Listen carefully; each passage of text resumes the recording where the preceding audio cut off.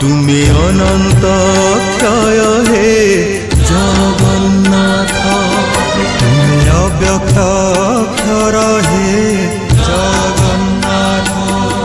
নিজ ইচ্ছারু সৃজিল এ জগত, আদি নাহি যে তুমার নাহি অন্ত।